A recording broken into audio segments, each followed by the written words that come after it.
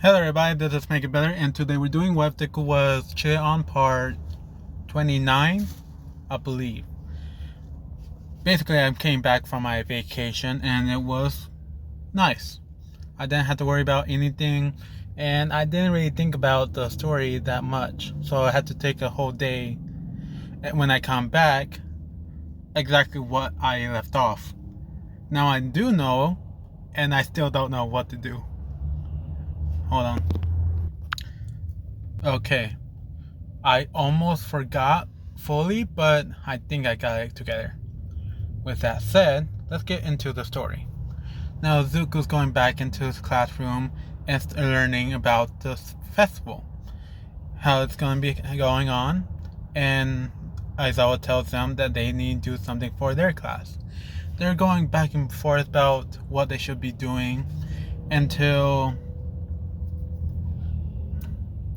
Denki Kaminari said that how about we make a concert? Some people are agreeing to this, but arguing about who's going to be. They can't do like a song that everybody knows. They have to make an original, and they are complaining since they don't know how to do that. Until someone finally turns to Jiro and asks her if she can do the songs. She thinks about it and still on the fence of, and she's about to say no, and Zuko kind of nudged her and saying, "So Zero, I'll help you with whatever you need. All you need to say is yes." And with that sweet voice of Zuko and the alone times that she gets to be with him, really made her to basically say yes. Everybody's excited to do a concert. Now they're going to the dorms, and they are doing what everybody can do, basically. And basically the same thing in the canon. Bakugo is in drums. Tokoyami is on bass. Momo's on piano. I forgot who's the rest. But Zuko actually is the backup dancers. And also the special effects. He'll help out with Jiro on some lyrics. Basically just singing out with her. As she hears it from another point of view, she adjusts the song a little better. And it'll be the heroes too.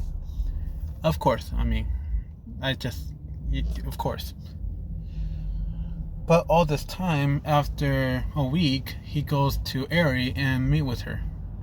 She's still a little frightened by all the staff, but when she finally gets to see Zuko, she's all happy and glad.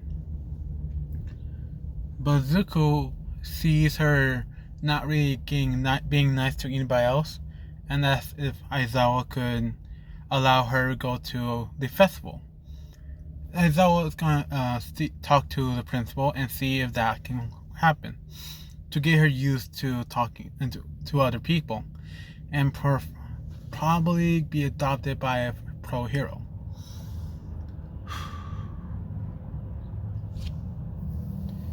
Zuko is excited and start talking about all the stuff that happens in the festival. Basically all the games, shows, art, all of that, until he said about the food. And when he said about the candy apple, Eri is curious on what's a candy apple. Zuko explained exactly what it is, a very delicious treat. And Eri basically says that she never tasted something sweet before. So Zuko made a mission to promise Eri that at the end of the festival she will try a sweet apple. So she's now excited for that point. Now over to the dorms. Everybody's getting ready and all this.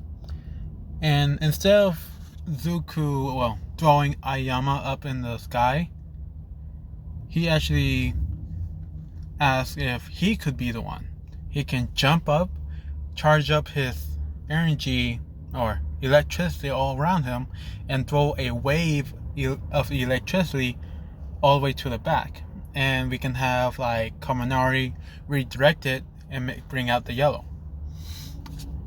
They want to see it in action, so they do. Zuko goes jumping in the air with one throw, of course. Throws it straight towards Kaminari, which Kaminari did not pay attention to. He got zapped, and with the extra air or electricity in his body, he just pointed right out, which showed even more colorful lightning and stuff like that. They're very excited, so Mina and Kaminari, or Kirishima, have that added to the plan. Yeah, this is pretty boring. I'll say it, but it's nothing changed, basically. So Eri comes by, she walks around, she was taken by Aizawa. Now she's getting real close to Aizawa, learning that Aizawa is a teacher at UA and the homeroom teacher of Zuko. So she's a little happier to know that someone there is knowing Zuko. Now Eri get to meet the whole class, and especially Zuko and his girlfriend, as he introduced Eri with Jiro. Now she's going around and seeing all the stuff up to the point where there is Zuko and Jiro. No, just Zuko. And Jiro is still working on the song, more of the smaller details of the lyrics to some songs or to some instruments to make it way better. She's really nervous. Now back to Eri and Zuko. Aizawa left for a moment for a meeting with some other teachers, and when they get to a third year class of 3A. Oh, dang, I messed that up so much. Zuko says hi to the whole class. The whole class say hi back and see that Zuko is holding hands with a little girl. So some of the guys, not the others, are teasing that, is this your new girlfriend? And Eri is kind of like blushing, which gave the wrong impressions, and Zuko actually correct them and said, no, this is Eri. I helped save from the villain attack. And they see him trying not to say more because Eri is starting to tear up because of it. But Muriel comes by and said, oh, hi, Miss Eri, and do you remember me? And Eri just looks at him with a blank face and asks, who is he, Mr. Deku? And Zuko said, oh, he's one of the people that helped save you. His name is 1 Million. And Eri does not remember him. Muriel feels kind of hurt by this and said, oh, okay. And he walks away. Now this girl comes by, very happy to see Zuko and give him a big hug and a kiss on the cheek. And Eri is confused by this and asks, who's this? In a very shy voice. And Zuko tells her that this is my girlfriend, Nejire. Nejire picks up Eri and twirls her around in the air with her quirk as well.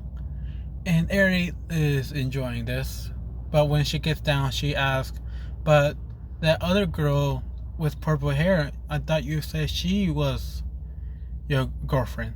And Zuko said, yes, she is. They're both mine. So Eri is a little confused, but she stays okay with it because she doesn't understand that that's not normal. Unless it's in my stories, then it is normal. So end of that time, they talk with Nezu and how serious all this is. Zuko takes all of this in and makes sure that Eri is going to enjoy this festival. He give her back to Mr. Aizawa, and Aizawa kind of give him a smile, a nod, and left with Eri. And Zuko promised her that he'll be there at the concert to watch her. Hope she likes the show. And she just went back smiling. Mr. Gentle's not coming in because really I just don't like the fighting scene. It was all good and well, but it would be over way quicker than anything else. I'm sorry, but I just can't think of anything different right now. So another 2 weeks pass. Oh man. Yep. Really nothing new. Zuko got the supplies, went back to the dorms, into the big area where the concert is gonna happen, see everybody there talking, and then he started listening about everybody in the crowd, saying mouthing everybody all the bad things that they done, or all the other stuff that they became attention whores and only doing this for themselves. Until Zuko kind of clapped, but made a thunder clap, which made everybody shut the hell up completely, making the whole crowd quiet. And the students finally came up to the stage, and Bakugo did a 1, 2, 3, and did a big explosion like in canon. Now all this going on of Hero 2, and Zuko is mouthing the words but not singing with Jiro, and not playing. He's playing a guitar, but it's not connected. And Jiro's just happy that he's supporting her throughout the whole time, until he has to jump up in the air to show everybody the thunder field, going straight towards one side of the gym, hitting somebody, which they think is on accident, but seeing that guy throwing it back in yellow, which is showing a good field and lining up the whole area. Now Todoroki and his eyes with Momo's confetti cannons going everywhere, and everybody's really enjoying this. And Aries is showing a huge smile throughout this whole time. Now the concert has finally ended, and Zuko and Jiro is actually talking to each other about what they should do in the festival. They said the classroom said first clean this up and then go to the festival. At this moment, Eri and Aizawa come by, and Eri is just very excited to talk with Zuko, and then she talked to Jiro and saying that was the most beautiful song I ever heard, and you were so pretty out there, and all that stuff. Now Zuko is very happy that Eri likes Jiro, and Jiro's getting a more warm connection to Eri. So after the little cleanup, everybody else basically pick up the slack when they both leave, and they both enjoy with Eri in the festival, all the games. And then when they get to Nejire, they learn that she's in a beauty contest. Zuko comments, why isn't Jiro in it, and Jiro said, "I didn't know this was happening." And Zuko said, "Oh, so if you knew, you would have gone in." And Jiro is just trying to put an excuse that she's not pretty enough, she can't compete to these people. And Zuko grabbed her a much tighter around her waist, look her straight in her eyes, and tell her that you are perfect the way you are. Give her a big kiss on the cheek, twirl her around to let her go, and then went back on walking towards the stage, learning that Nejire is on this beauty contest. She wins, of course, and when she was flying off to get her reward, she sees Zuko, and she waved hi to Zuko out loud to everybody, and they turn to some guy in the green hair, knowing that he's the guy from the class 1A, and they're trying to connect it, but they think it's just friends, until Nejire jump off the stage with her quirk, going straight towards him, and Zuko is holding her, twirling her around, and Nejire giving him a kiss, which made everybody think, oh, they're a couple. Ooh. Now, gossip, a newspaper spreads. And Nejire with Jiro and Eri go out and have fun. At the end of the festival, when it's getting real dark, Zuko last minute asked the two girls to watch Eri when he went to get something.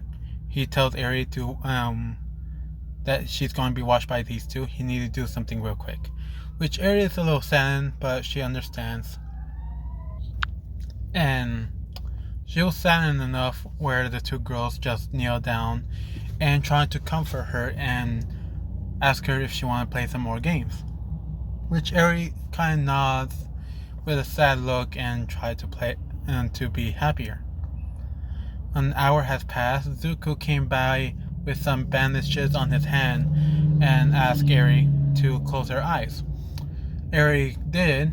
Zuko pulled out 3 candy apples, gave one to Jiro, one to Nejire, and held one right in front of Eri. He asked her to smell right in front of her, and she smells something sweet. She says it smells sweet. And Zuko said, uh-huh. Now open your eyes. And she opens it and sees a candy apple. Her eyes glows up. She's really happy. And she grabs onto the apple.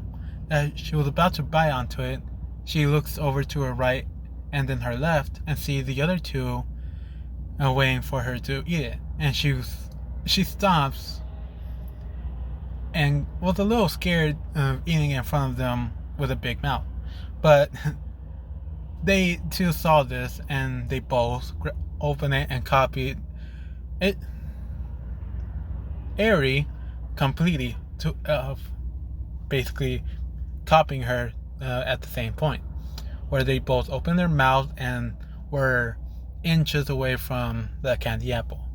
When they both grabbed and ate it, Eri did the same, and Eri lights up, very happy, saying it's so sweet, it's so good, and it became her favorite candy snack. And Zuko put his hands together and saying, "It's great that you guys like it." And they look over into his hands and see that he burns himself on his hand. Which, when they're done chewing, Nejire and Jiro ask at the same time, "Wait, did you make these?" And Zuko said, "Yeah. They ran out, so I had to make them by scratch. And that's why it took so long. I would have been here by 10 minutes, not an hour." Which Eri gave Zuko a hug, and the two girls did the same thing. Now Eri is leaving with Aizawa And she was given the news that Aizawa was going to be taking care of her and taking her to the dorms, where Zuko and the purple hair girl is also staying. So she has a chance to see them very soon. Now Zuko going back into the dorms, seeing that everybody's more adjusted and relaxed. They're learning that their families are coming in. First, it's the Pussycats and Kota.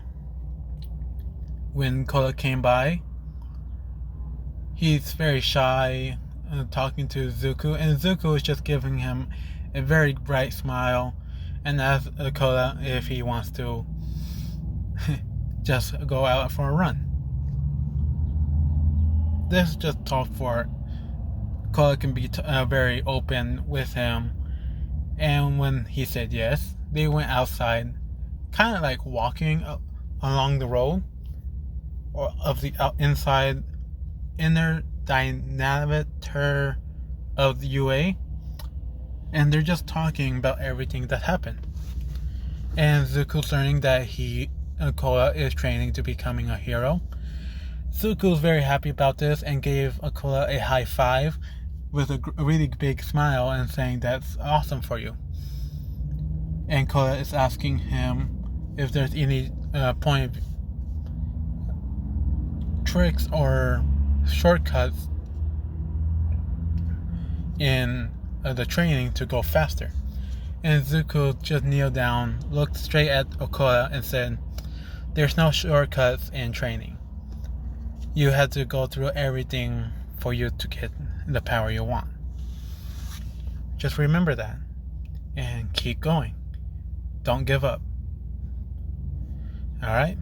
Which he gives him and Kota a hug. After a few minutes, they come back and learn that the Pussycats are about to leave. They were talking to everybody else on how things are going, and one of them learns what kind of poke fun that Zuko has 2 girlfriends instead of just 1, and was wondering if he was able to have more space with another. This is, of course, Pixie Bob, or the one that's volunteer on grooming the first 4 in the forest camp training arc. And Zuko kind of nods no, he's done with that. Now,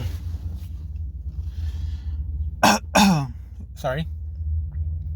After they leave, the door rang. Zuko opens the door and learns that their family is coming in. Now, everybody's getting to meet everybody, family members. But we're going to focus on 3 families. Exactly. Or 4, basically. First, Zuko's mother came in.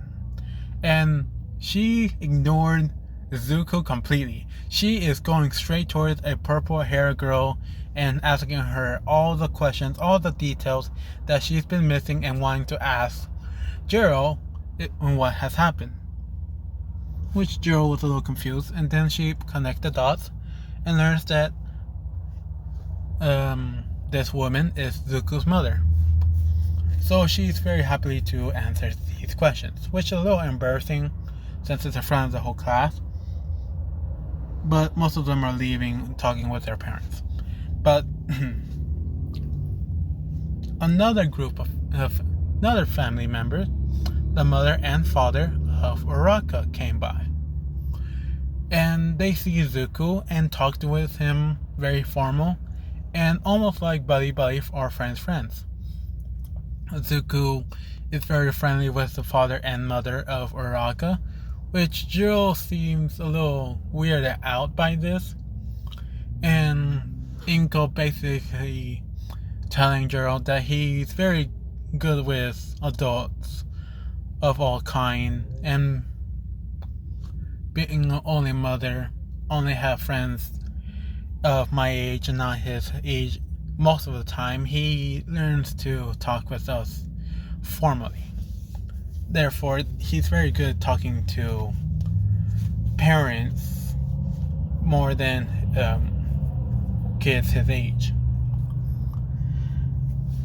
And she's understanding this, and when Uraka's father looks over to and finds Uraka, they're still telling her that she should have never done that, all of this other shit.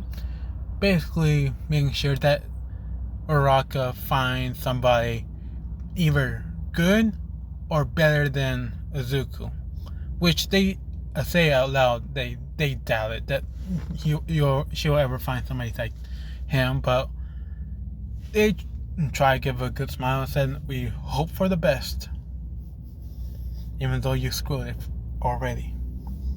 So she feels a little down until Izuku said, "Actually, she did find somebody. I already know who it is too." And he points over to the blue-haired guy and said, "Him. That's her new boyfriend, and I approve. I think that's a way better couple than I am." And now the Urakas are going straight towards the Ila family to learn more about him and see if he's a good fit. And they're learning that Zuko is right, that he's a little more strict with some rules, and they think that would be perfect for Raka to listen on more rules. Now, the last people that finally came in is Jiro's family members. Her mother, her father, finally came in, seeing Zuko, say a warm welcome and happy to see them. And when they look over to Jiro, they became more of a father and mother type, more of a trying to embarrass their child as much as possible. And then they were introduced by Zuko, his mother, Inko. They asked where's the father, and Inko basically said, "Oh, he's overseas, wink, wink." And Zuko said, "Mom, it's alright, I'm over it." And Zuko said, "Oh, my father is actually dead. So my mom is the only parent I ever had, and I'm very grateful." Now, they're talking. An hour has passed, and it's getting around to 10:30, and almost getting to 11. So they finally leave, and saying that they should really meet again. But only the Jiro family and the Midoriya family, or Ingo, talk more about their weddings and all this, which Jiro's is getting more embarrassed, but Zuko doesn't mind it at all. And now they're kind of sitting there in the couch, basically relaxing the whole time. And when the night was getting closer and everybody's getting real tired, they hear a knock from the door. And they are wondering who this could be. Zuko, being the more awake than everybody else, decided to open the door, which he learns is his manager. He tried to close the door immediately, but his manager leave it enough of space with his foot, asked him if he could talk. And Zuko said he's trying to be quiet about this and tell him to wait outside. He needs to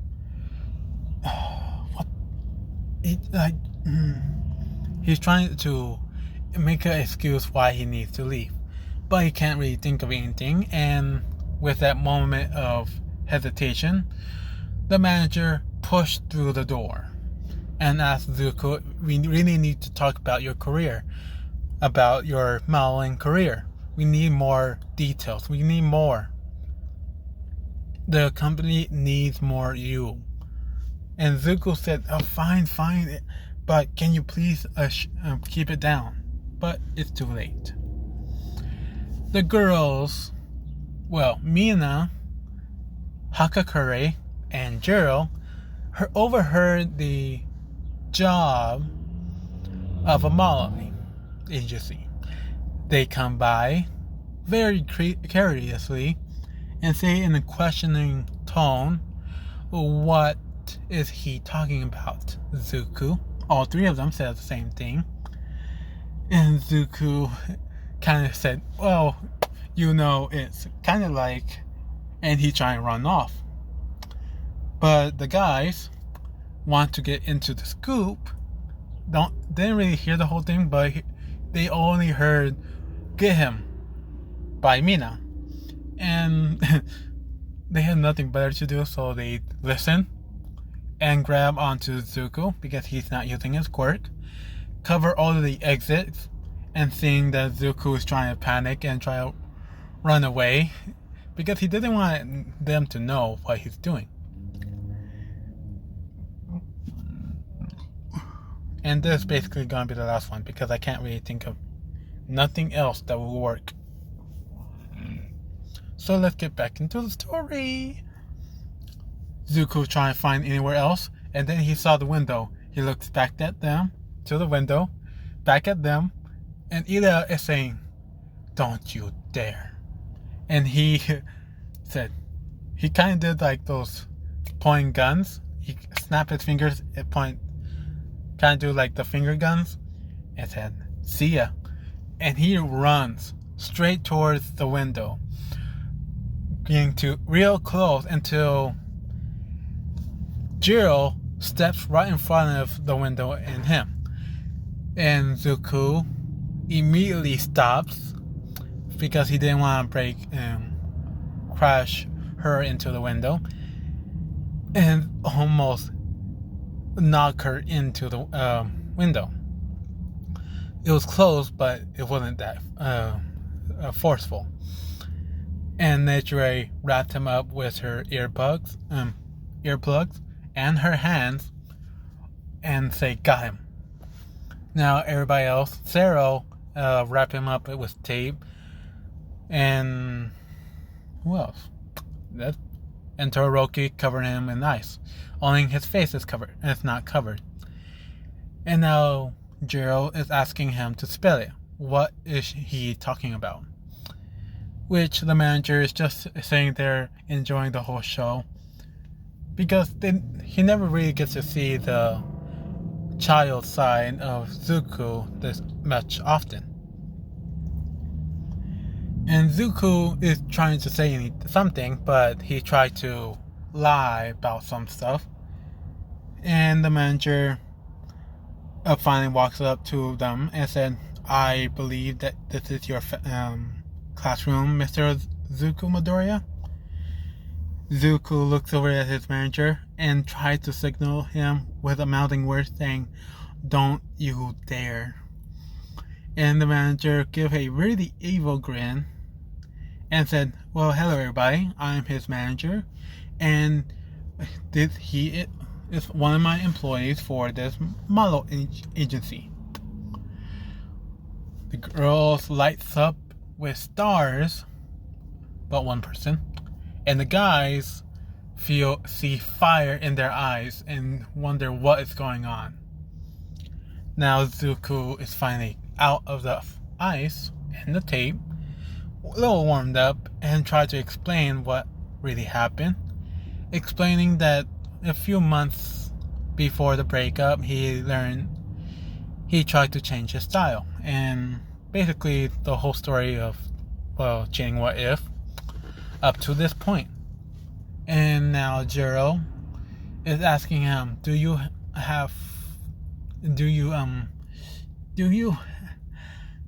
because she's very curious on how he looks. But Mina went to and asked very bluntly, "Do you have pictures of the model of the clothes you were performing?" Zuko said, "Yeah, I'm not gonna and he's trying to put his phone back into his pocket, which Hakakure, the invisible girl, went right behind him, took his phone, and tried to look through the pictures. They see a lot, she's seeing a lot of him, Nejire, and Jiro in the private vicinity, which she's blushing a lot, and she's trying to swipe faster and faster until she finally hit a picture, which is this one. She recognized the headline and remembered that one of her friends was trying to get her to read this, but she never had a chance. And now everybody's looking at the pictures and learning how good he really looks. And they all are looking at Jiro and saying, lucky, which Jiro is now blushing. And then they look for more of the pictures. This one. They kind of like the style, and some of them are starting to get how good he looks in basically in everything. Till they saw this picture of Zuko using his quirk with his shirt off, and they started to get a little nosebleed. The guys that they are with are getting jealous and asking Zuko if he could teach them how to do this to make their girls like this, have a nosebleed for them. And Zuko said it's not a big of a deal, you see. It's more of a and the angel and his manager basically said it's a talent. You basically have it or not, and we can make you look good, but if you can't pose for it, it's not really helpful. And Zuko said, yeah, that. Ooh. See? They landed on this one last picture and saying that he looks really cute on this one. But the girls are finally having enough and getting close to their respectable boyfriends and asked them if they could change into this kind of outfit for them. Which the guys sigh and say, sure, we'll try it. With Jiro finally getting the phone, looking through all the other pictures, and seeing one of these, and ask him, is he a idol too? And Zuko said, no, it was just one of those things of experimenting with other fashions, which Jiro doesn't get, but she really likes this one, and have his phone send it to her phone, and she's saving it as her screensaver or lock screen, basically both. And she finally gave it back after this whole interaction. Zuko explained that he gets a lot of money out of it, so that's basically how I met with Ryoku, the other pro hero, Nejire. Yeah. Which Jiro now finally gets how that he met with the other pro heroes is by this. And she's a little jealous, but she's more soaked because of all the pictures. And everybody else was getting tired and they were going to sleep.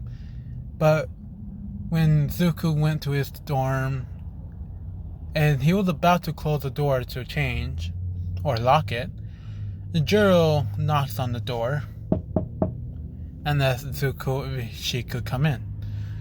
Zuko says sure, and she comes in, saying Zuko in only hitting his shirt, only hitting his pants and taking his shirt off, and asks Jiro what's up. And Jiro, give a certain item of her clothing to Zuko, and she tells him that she's not wearing any of them under, which Zuko basically says, okay, fine. And Zuko says, sure.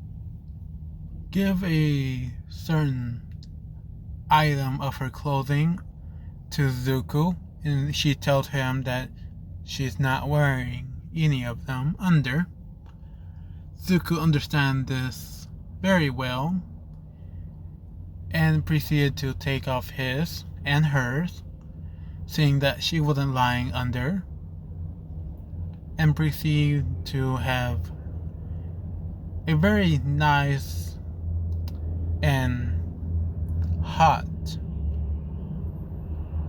intercourse. I'm not going into any detail. You guys have to put comments down in this video if you want that detail, and that's going to basically be the last one. So that'll be the end of this series, unless you guys comment down below more and more.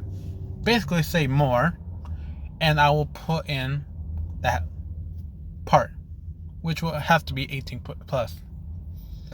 And yeah, thanks for listening. Have a nice day, and I'm going to the next series. Bye.